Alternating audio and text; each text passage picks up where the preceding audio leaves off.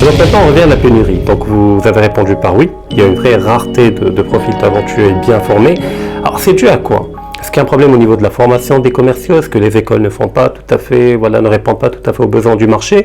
Ou est-ce un problème de blocage psychologique et de conservatisme au niveau des mentalités qui fait que ceux qui se considèrent comme commerciaux n'ont pas forcément envie d'aller chercher dans les détails comme vous l'avez expliqué tout à l'heure? Ok, en fait, tout ce que vous avez dit est vrai. C'est la résultante de tout ce que vous avez dit. Mais je rebondis sur le mot talent.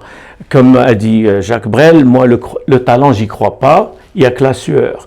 Donc, c'est pas une question de talent, c'est une question d'implication dans son métier.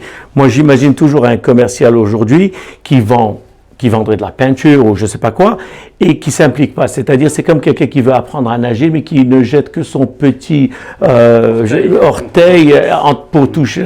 C'est pas ça. Donc, c'est comme si on devient médecin ou on devient je sais pas quoi.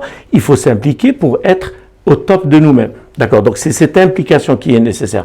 Maintenant, pour la pénurie, c'est générationnel.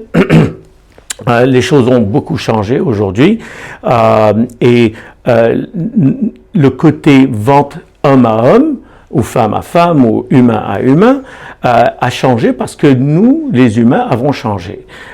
Donc, mon analogie qui n'est pas bien recherchée, je ne peux pas dire que c'est une science parfaite, mais mon analogie est que depuis une centaine d'années, les choses ont commencé à évoluer du côté industrialisation, etc.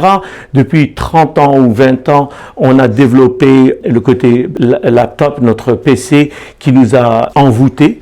Mais avant ça, il y avait le côté familial et relationnel. C'est-à-dire, j'imagine que il y a 50, 60, 70 ans, même quand j'étais enfant il y a 50 ans, chez ma grand-mère, on se réunissait pratiquement tous les jours, je dis 4-5 fois par semaine.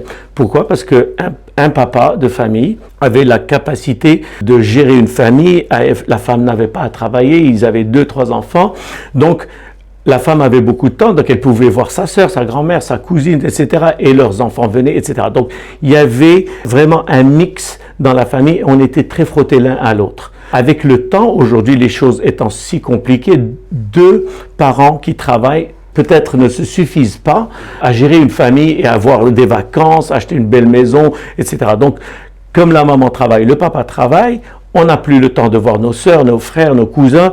Donc le lien humain, le lien social s'est estompé. Oui. Voilà. On a moins tendance à rencontrer des gens qui ont les mêmes attraits que nous et centres d'intérêt.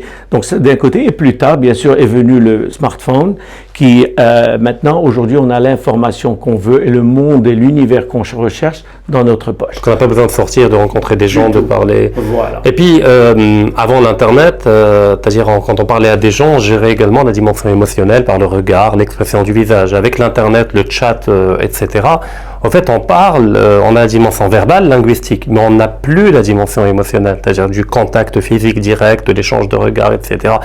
Donc effectivement, ça grave.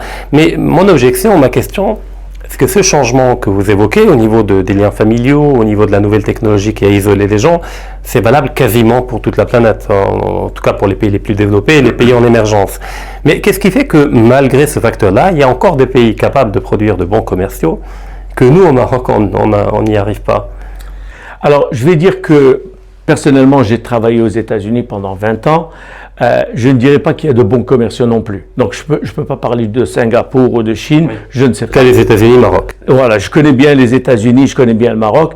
Et vous savez, quand j'ai intégré Volvo aux États-Unis, il y avait 3 autres commerciaux. Un était pas mal, 2 étaient archi nuls. Et ils avaient été là bien avant moi. Donc, un avait 11 ans d'expérience et l'autre 13 ans. Et c'était les 2 plus mauvais. Celui qui était plus récent était meilleur. Et au contraire, aux États-Unis, par exemple, les commerciaux ont la pire réputation. La réputation d'être des manipulateurs et capable de vendre n'importe quoi. Mais pour certains, c'est ça être un bon commercial. Donc, c'est important d'évoquer également la dimension éthique. Oui, mais la dimension éthique, et qu'est-ce qu'on entend par bon commercial? Est-ce que c'est un bon menteur? Est-ce que c'est un bon arnaqueur? Est-ce que c'est quelqu'un qui sait manipuler les gens et dire n'importe quoi pour vendre?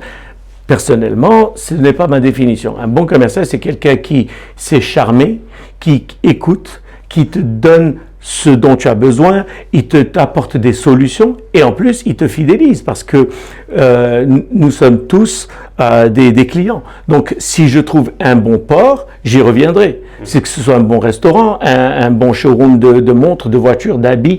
Donc, l'idée n'est pas de vendre, mais de vendre et revendre et revendre et revendre, puis de ramener des gens externes, c'est-à-dire la recommandation.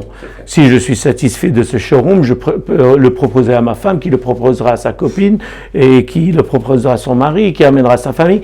Et c'est ça, c'est une croissance exponentielle. Donc c'est ça un bon commercial, parce que dans le cursus que j'enseigne, je montre très simplement que le but, c'est de travailler moins et de gagner plus. Comment on va faire ça? C'est parce que les gens vont me recommander. Et ce que j'explique aux jeunes commerciaux, je leur dis, écoutez, vous ne gagnerez jamais assez d'argent à parler à ceux qui viennent, qui rentrent par la porte et qui commencent à dire, OK, explique-moi ça, explique-moi ça. Ça, c'est un contingent infime et petit dont tu ne pourras pas tirer un gros profit. C'est-à-dire, il est en train de voir toi, un autre, un autre, un autre, un autre. Par contre, si un client est super satisfait, il m'aime beaucoup, et il m'envoie son frère, ben, c'est lui qui a fait la vente. Tout à fait. Donc le frère vient, c'est déjà vendu. Bien formalisé. Voilà, il n'y a pas d'énergie à dépenser. Le mec, il est heureux d'avoir trouvé un bon port. Donc moi, ce que j'enseigne, c'est comment arriver à, d'un seul être humain, obtenir tout un réseau. Et comme j'explique souvent, chaque humain est un portail vers un autre réseau que tu n'aurais jamais connu autrement. Donc, chaque humain est un réseau qui est un réseau, qui est un réseau, qui est un réseau. C'est l'infini, c'est l'exponentiel. Donc, pourquoi je vais me casser la tête? Je fidélise un qui peut me ramener une forêt. Tout à fait.